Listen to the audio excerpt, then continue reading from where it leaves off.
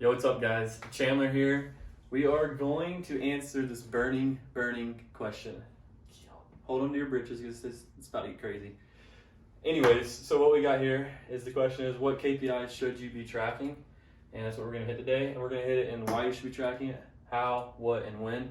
So I'm not here just to tell you what to do. I'm here to teach you how to do it yourself. So everyone's a little different. So what we got going on today is, one, we're gonna hit this why. So why should you track KPIs? Well, if you care anything about being able to predict what's gonna happen next in your business and be able to make good decisions, then you should do it. So unless you don't care about that, then don't worry about this. It's probably not a good video. But if you do wanna know that, be able to predict, grow, and scale your business, aka maybe make more money, maybe not, then you should probably consider tracking KPIs. So off the cuff, there you go.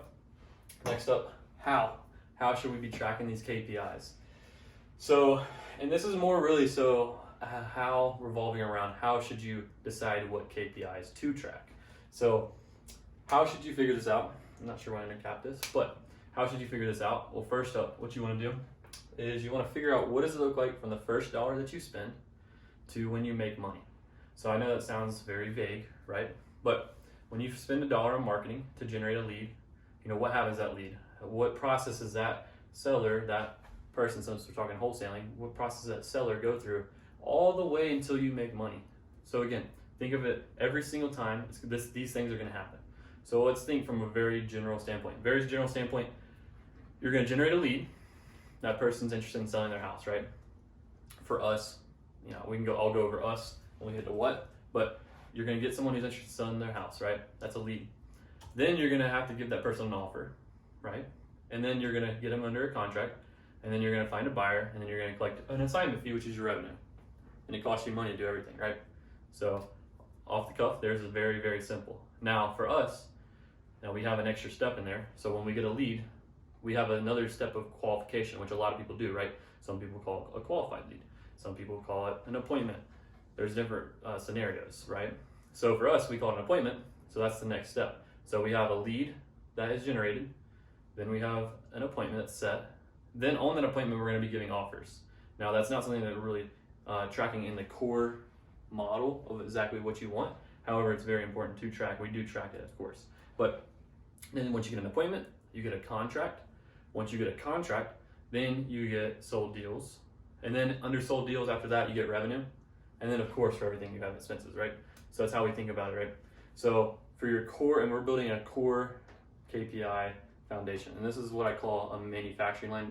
I call it the core manufacturing line. So it's like what happens when you spend money to make money, right? How do we get from A to Z? So again, for us, I'm gonna write this out. So when we spend the first dollar, we call it lead gen, but we generate leads. And then we go to appointments, APPTS, appointments. Then we go to contracts. Then we go to sold deals.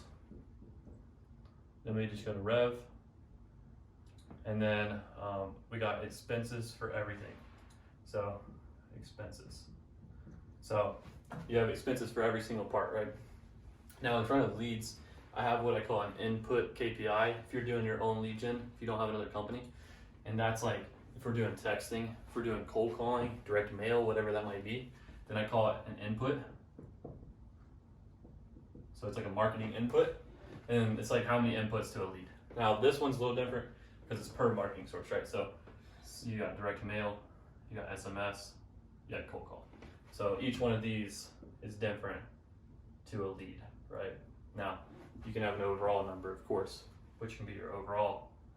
That's getting a little granular. But anyways, your core line. So this part right here, from lead to contract, could look like you just track offers. You could track qualified leads. You could track, if you're like Tiffany High, you follow those guys, Tiffany High, Josh High, process calls, anything. It could be anything, right? But anyways, so this is what you want to track. This is what we track, right? And then what this allows you to do, it allows you to find a few things, right? It allows you to determine your marketing ROI. So you get to see your ROI on your marketing because you have your expenses for marketing. It allows you to see your conversion from leads to appointments and then leads to contracts. So if you know, hey, it takes me 100 leads to get to, well, let's say 10 leads, that's easier math. 10 leads to get to one contract. And then from this to this, then it takes me, we can look up appointments to contracts. Let's say it takes me 10 appointments to get to one contract. Again, we're just throwing rough numbers out there that are a little bit easy to do math. And then it takes me, let's just say one contract to get one sold deal, even though for most people, we know we close like 80% of contracts to sold deals. So let's just say 1 to 1, just for simplicity's sake. So then I know from leads to appointments, which is 10 to 1, and then appointments to contracts, 10 to 1, and then sold deals, or contracts to sold deals is 1 to 1. So now all I gotta do is say, hey, it takes me 10 leads to get an appointment, and it takes me 10 contracts, or 10 appointments to get a contract. So I know in order to get a contract, I need to have 100 leads, because 10 times 10 equals 100, right? And now if I can work backwards and say, hey, if I wanna make $100,000, and each contract, each deal, each sold deal, we track sold deals, is worth $20,000. So your value of your customers worth $20,000, and you need 5 of those, right? You need 5 deals. So then you're able to work back to say, hey, for one deal, in this scenario, I need 100 leads. Then I'm able to say, okay, great.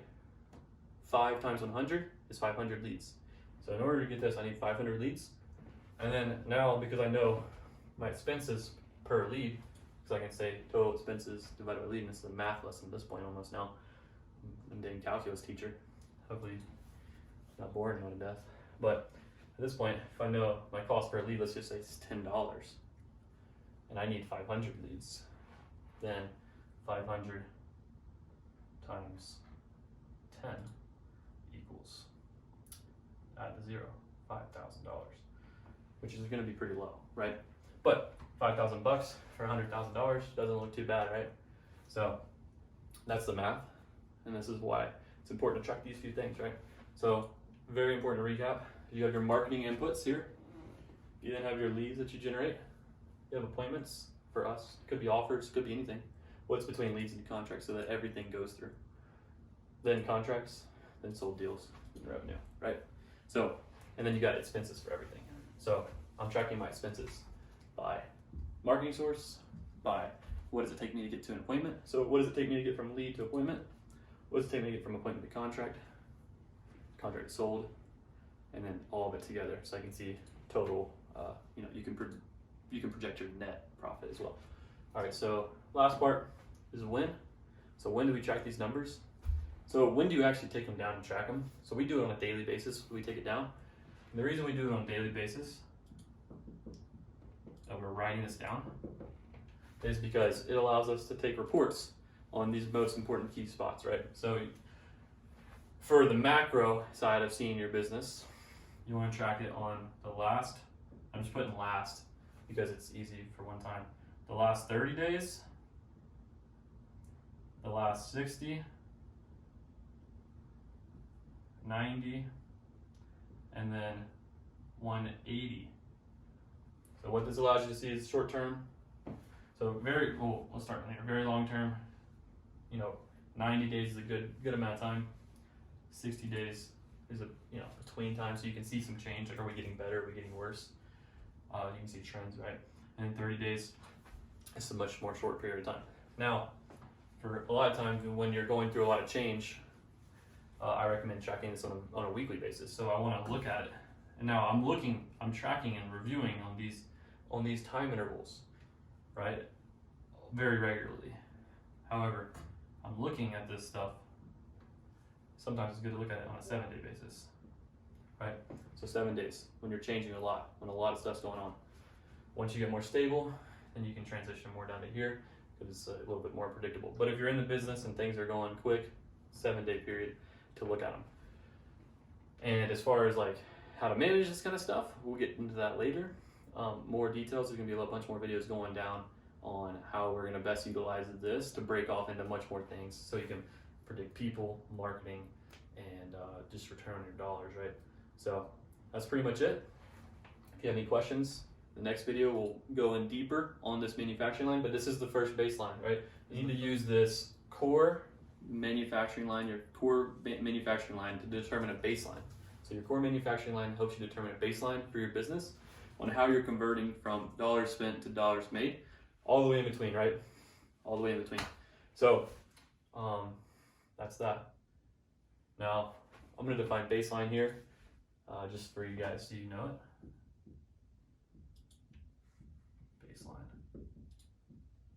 Baseline is numbers that have been standardized, so over a longer period of time, right? So baseline is basically like, let's say a 90-day period is usually a good period of time to use a baseline, to draw a baseline off of. And that will allow you to say, hey, my baseline conversion from leads to contracts is 100, let's just say.